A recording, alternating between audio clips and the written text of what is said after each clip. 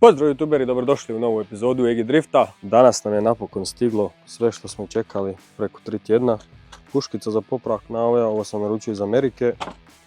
Ovo sam naručio iz Njemačke, iz Virta. Međutim, prvo sam, ovi su malo kraći, ovo su 20 mm, a ovi su 24, točno onoliko koliko mi je dugačak navoj na Brezonu. Evo, šarafljene do kraja, možete vidjeti da čak ima i 2-3 loze viška. I probao sam koji je tvrđi ovaj ili ovaj, po boji naravno da se zaključi da je ovaj tvrđi, ali išao sam testirat. Ispada da je ova puškica puno tvrđa, ne da se baš ogrebat sa turpijom, dok ova ovdje je neka mekana, tako da sam se odlučio stavljati sve ove duže i tvrđe puškice. Ovdje imamo bore s kojim ćemo provrtati te nove rupe i imamo ureznice, s ovim idemo prvi korak i onda drugi. Nakon što izbušimo sve rupe, onda ću namazati Loctitom plavim, drugi nisam imao, to sam posudio od kolege. Namazat ćemo puškice, ušarafiti ih i onda bi to trebalo držati 100 godina. Sad ćemo blok polijepiti krep trakama, tako da kad budemo bušili ove rupe da mi ne pada tu u kanale vode, ulja i cilindre. Tako da idemo sad to sve polijepiti i idemo bušiti rupe i rezati navoj.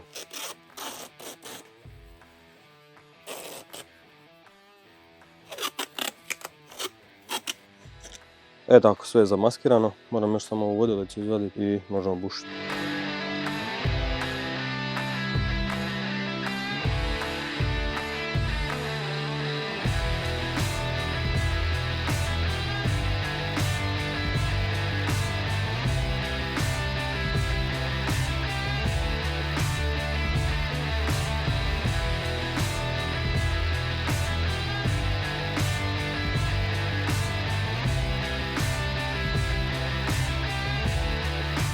Evo, rupe smo izbušili. Sad možemo urezivati navoj.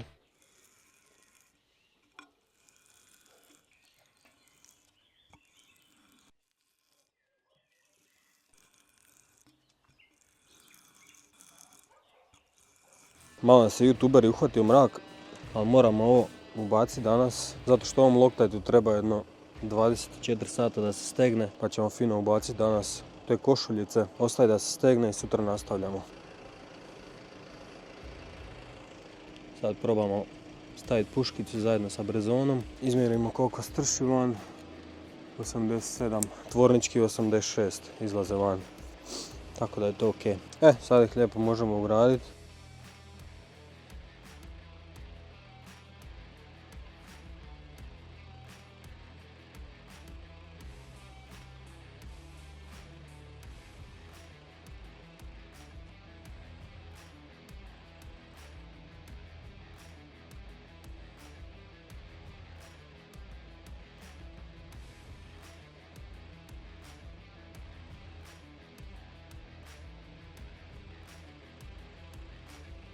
Evo ga, postavljeni su svi vici, odnosno Brezoni zajedno sa košuljicama.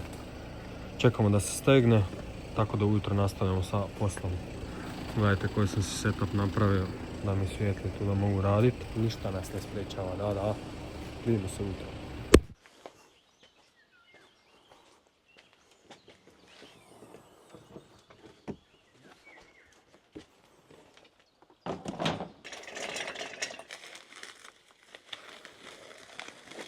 Evo kako nam to sad izgleda.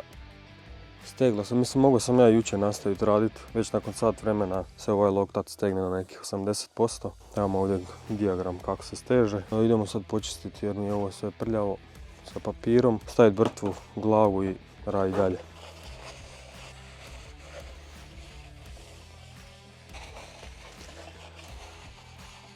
Tako, sad ćemo ih ponovo nauljiti malo.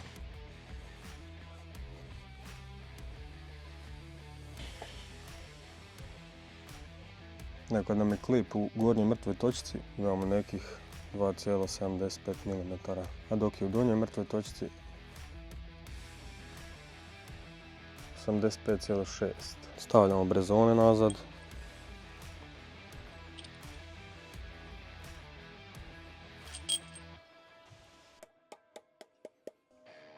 Stavljamo brtvilo. Može brtva gore. Mogu i o-ringovi. I sad može ići glava. Stavljamo podlaške. Sad matica, opet ih malo nauljimo dolje.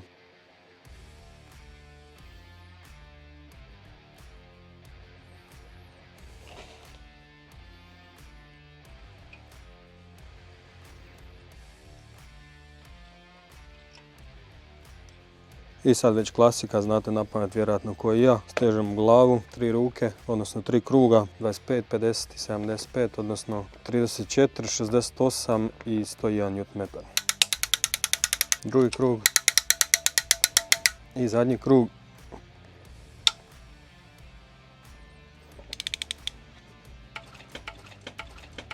Izlajao pa provrtio. Pa ali moguće. I onda bi to trebalo držati 100 godina, 100 godina, 100 godina. Da, šaraf se ne okreće tako da izvlači košuljicu van. Jao, džigi bao. Ne znam sad kako više popraviti ovaj blok. Ništa, skidaj sve nazad. Sada vidimo, what's this? Da. Ugulio ovog, izvuku ga je van. Gledajte šta je on napravio opet. Pojeo ga. Ja ako treba kom na ovoj povoljno prodajem. Strava. Znači ogulio se kompletno. A dobro.